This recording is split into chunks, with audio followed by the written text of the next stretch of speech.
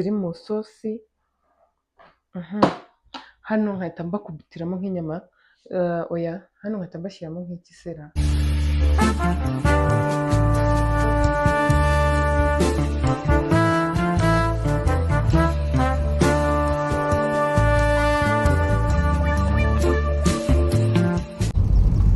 Muraho neza, amahoro y'Imana abane namwe, kanizere ko mumeze neza. Abantu mutari muherutse kubona vlog yanjye, karibuni sana wageni, muze. Nagiye ahantu bita, nibagiwe izina,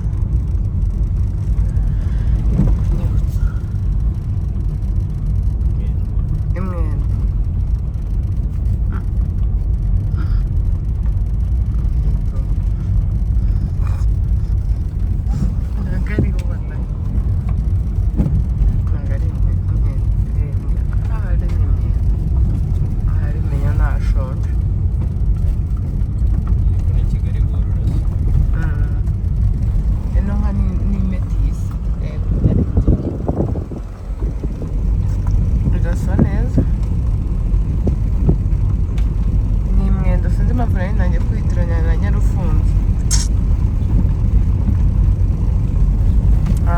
Bwa mbere nahagera kuva nabaho kuri iyi si ya Mwenyezi Mungu.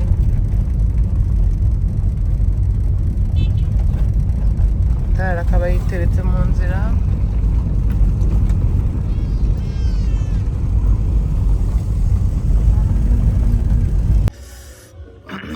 akeza naharimo inzu murabona agafanta iri Nyamirambo se n'icyata. Yego ye, izi ni za Desi Nyamirambo. Nyamirambo na bwabaho we, Nyamirambo haba inyama za Desi mu biryo imbwa se wazibona ubaga buri munsi. ndetse wabona ihene hano ya Desi. Ubu mvuye Imwendo, azi kubyita ubroshete nka so, ndatashye iwacu ngiye gukora unboxing, nabwo ndabereka nangahe bino kimwe ni Desi ahubwo se bose byinshi byo binkiriremo hano aho inyuma hose ibigori bine nishaka ikimbira ibigori se birakutwara iki bitereka wara inyuma hano birahandase aho hasi nta kibazo, umva ngo nagagenda yitwanye n'ibigori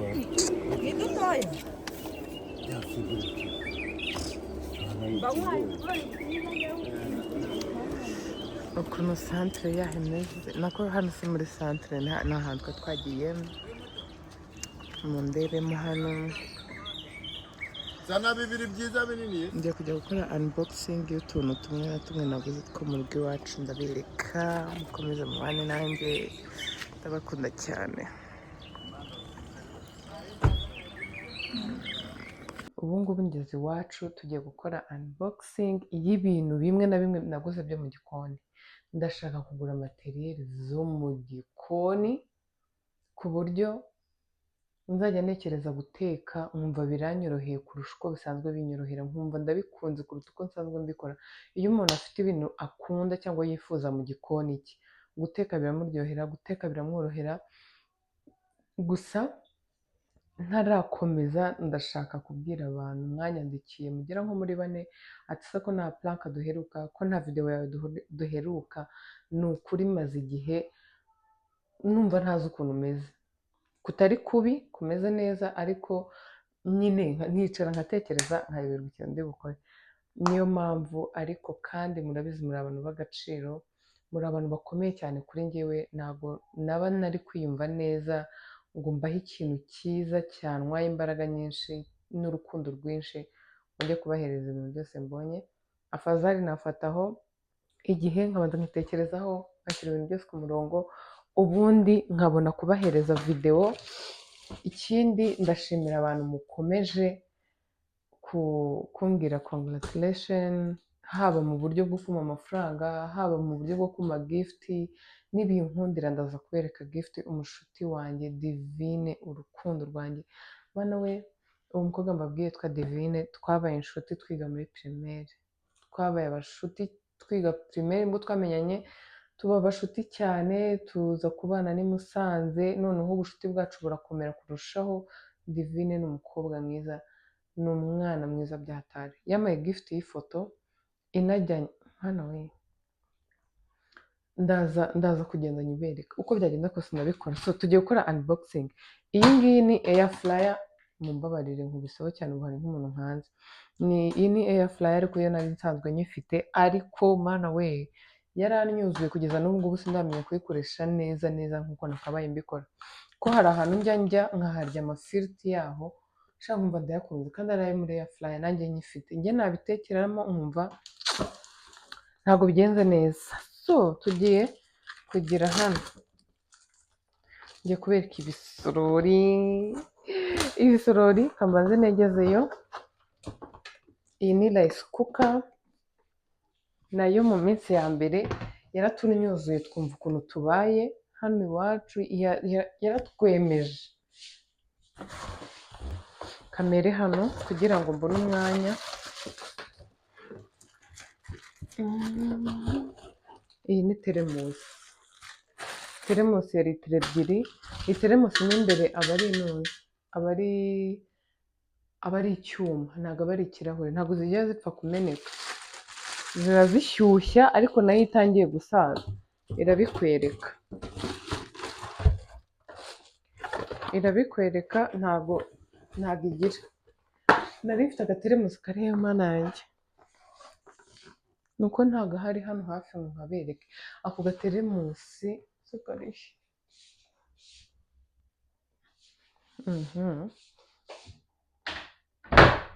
Hano dutetse ibigori nakuye imwendo, nukuri ako gateremusi ndakabuze ngo nkabereke. Agateremusi nakaguze tugiye gukora mariage, nzakabereka ubutaha.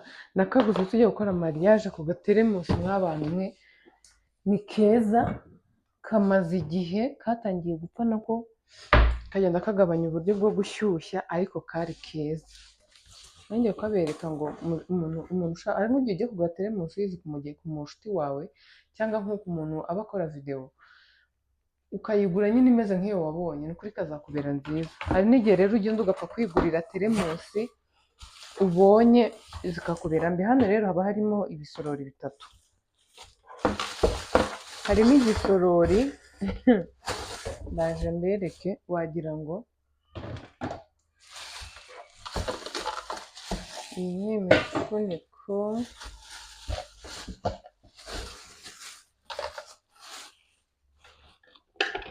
Haba harimo ibisorori 3. Iki gisorori ni cyiza, ni keza, karashyushya. Nze mbereke,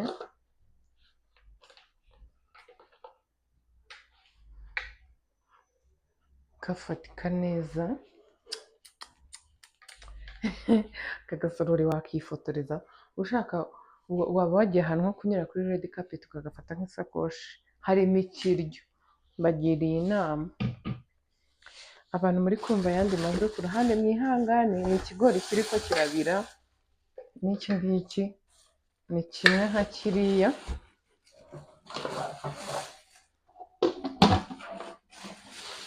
Nari mfite ibisorori ariko nta bisorori bishyushya mfite,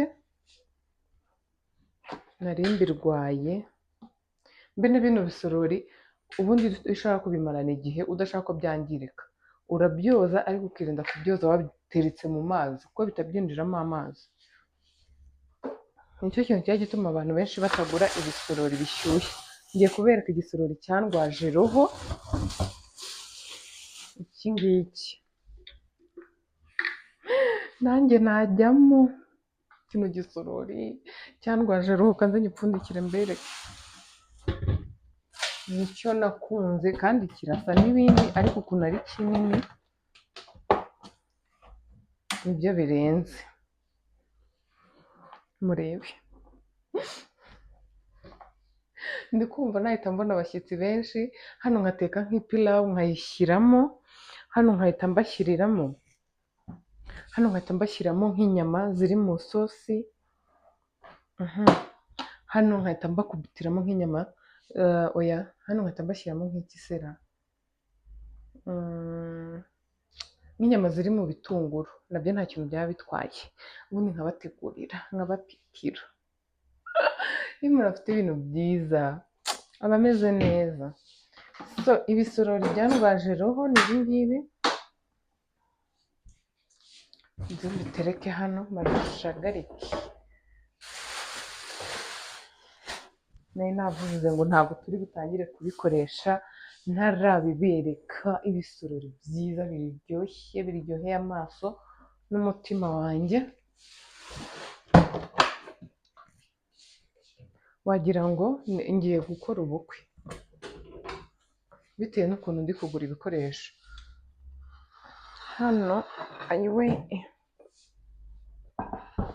Hano mfite amasahani, ibi ngibi byose ndi bubigire cyane. Utu ni utuboro tw'aya masahani, nze mberekeho kamwe kamwe. Aba ari aka ngaka kumwe n'aka kaboro,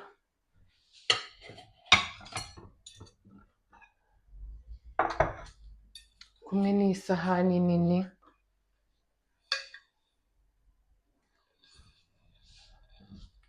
Ibi ngibi aya masahani aba ari 6, utu natwo aba ari 6, n'izi boro aba ari 6, bikaba bifite n'ibikombe byabyo 6.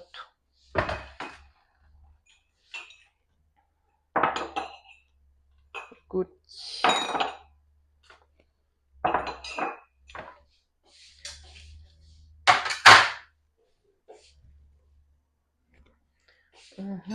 Ikindi mfite n'ikira, mfite amasahani n'ubundi ameze nk'ariya, ariko mba nshaka kubimena.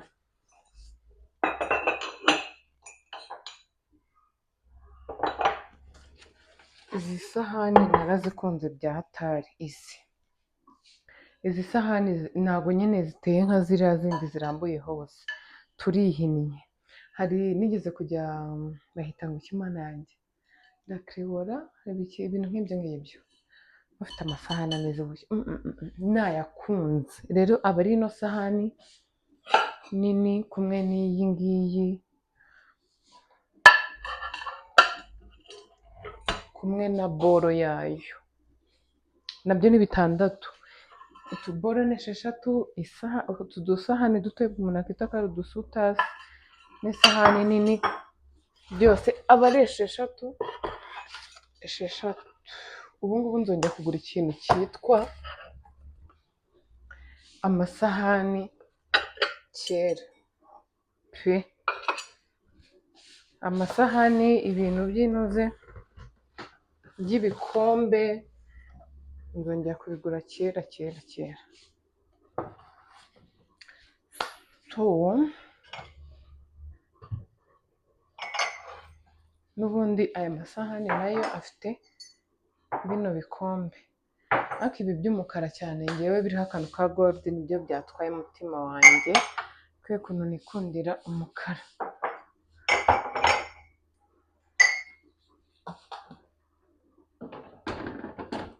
Nkunda ibara ry'umukara ryaba rivanzemo akantu k'akagold, bikaba umunyenga kurushaho. So mfite n'utu tunuza 2. hari ako nari nsanzwe mfite karihe,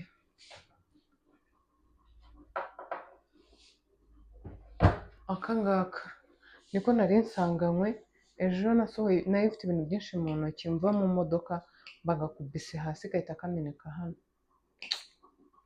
Mu gitondo nzinduka mena akaboro kanjye nkunda kubi, bituma mpita ngura 2, akanjye ka pink, akamutabazi k'ubururu, mpita mbigenza gutyo.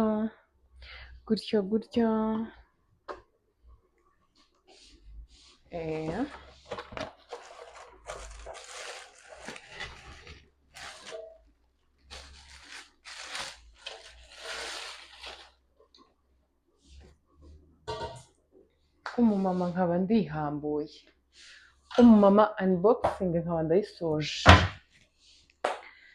nze ndebe ko biri kugaragara fureshi.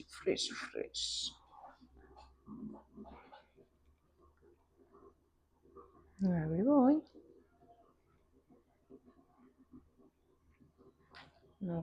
nuko bimeze. Ndasoje kubereka ibyo nagombaga kubereka bakunzi banjye bakundwa, ariko mwumve neza ko iki gisorori nimba mana simbizi cyandwaje umutima, kiragaragara neza. Abantu mwagikunze mumbarire mushyiremo imitima muri komenti, mumbwire ukuntu bigaragara, mumbwire nimba naragize amahitamo meza. Ni ukuri iki gisorori nagikunze. Ubundi nari nsanzwe mfite mbene bino ibingibi umuntu ashobora gutekeramo, mfite n'ibindi by'umukara bimeze nk'ibingibi, ariko nyine nta bintu bishyushya nari mfite. Rero nari mbirwaye pe, mbibonye rero mbonye umukara na gold navuga mana nta kuntu hatunga igisorori cy'umukara na gold kandi mbikunda.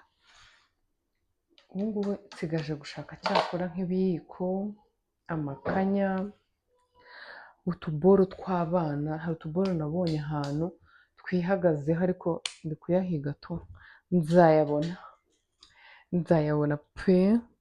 Ikindi rero ntabwo nshaka kubarambira, Imana ibamere umugisha, Imana imfashe ngaruke nongere mbakubite video.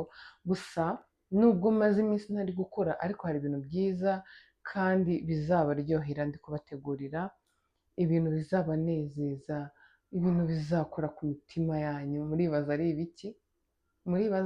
Nimba hari umuntu mubifore mwandike muri komenti ati ni ibi n'ibi. Ndabakunda cyane rero, abantu mushaka kugabanya ibiro, abantu mushaka kwiyitaho, abantu mushaka kwivura imvuvu, abantu mushaka gutana n'imisatsi ipfukagurika, imvuvu n'ibindi nk'ibyo ngibyo, ibibazo byose byo mu misatsi, hamagara 0789366510 muri Sunrot baguhe product, yaba iz'ama infection, yaba izo z'imisatsi nari mvuze, yaba kugabanya ibiro n'ibindi byinshi cyane. Imana ibamere umugisha, abantu mumpa message nziza kubera igikombe kidasanzwe natsindiye uyu mwaka. Gutsindira imodoka ntabwo ari ibintu by'imikino, niyo mpamvu hari benshi mwabonye bafite nyine ibintu byinshi bavuze kabisa, umuntu wese akavuga ati ntabwo nari nzi ko uyu muntu ashobora kuba ateye gutya, sinari nzi ko uyu muntu ashobora kuba yavuga amagambo nk'aya ngaya. Rero uba usanga atari uko wenda uwo muntu asanzwe agirana ikibazo n'uwo muntu watsindiye iyo modoka cyangwa ikibuya, nyine icyo nawe aba acyifuza, uko byagenda kose icyo kintu aba acyifuza. Sindabona umukire utunze miliyari ngo nibamuha ibihumbi 100 by'amanyarwanda bijugunye, ntawubaho. Niba hari n'ahantu mumuzi muzamuze nawe tugire ukuntu twiganirira. Ntawubaho. Niyo mpamvu buri umwe uwo ari we wese iyo yakoze aba yumva byibura, niyo wamuhereza urupapuro rwanditseho ngo warakoze yakishima. Noneho byaba ikintu cy'agaciro nk'imodoka cyangwa se gushimirwa gusa, bikaba ari ikintu niba atakibonye bigomba kugira ahantu bimukora. So rero abantu munkunda, ikintu kimwe nabisabira, nimukagire ngo ngewe hari ikibazo mfite. Hari abantu bahangayitse ngo amakomenti tugenda twumva ku bantu ngo ubu ntabwo yaba yaraguhungabanyije ngo ibiki, wapisha.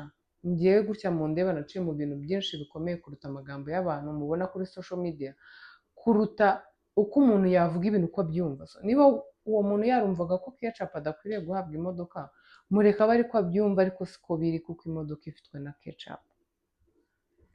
Ngewe iyo hari umuntu, ikintu nisabira inshuti zanjye, ntihakagire umuntu umpamagara ngo afate umwanya agiye kumbwira ibintu nk'ibyo ngibyo. Ni ukuri biba bimeze nk'aho tugiye guta umwanya, kandi ushobora kumbaza uko meze tugaseka, ukambwira ati felicitation.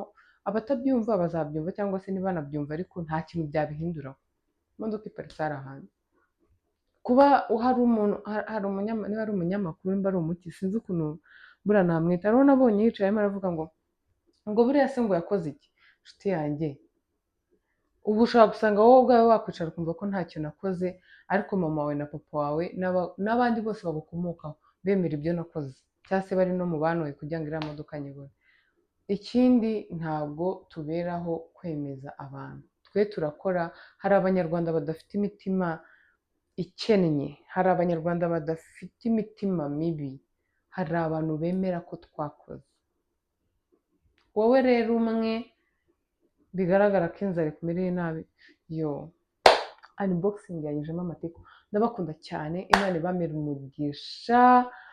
Mana yanjye, ifoto nzayibereka ndabyita ikiganiro, yego. Ndashaka gushimira byimbitse, nibiba ngombwa nzaba mfite n'amazina, mfite n'amagambo nanditse ngomba kubwira buri muntu. Mana yanjye, ariko iki kintu ngomba kugikora, niho nzabereka iyo foto. Ndabakunda cyane, Imana ibamere umugisha. Njyewe Neri, njyewe Ketchup, njyewe Mama Triple meze neza, njyewe Mama Kami meze neza cyane. Ndabakunda, Imana ibamere umugisha. Bye.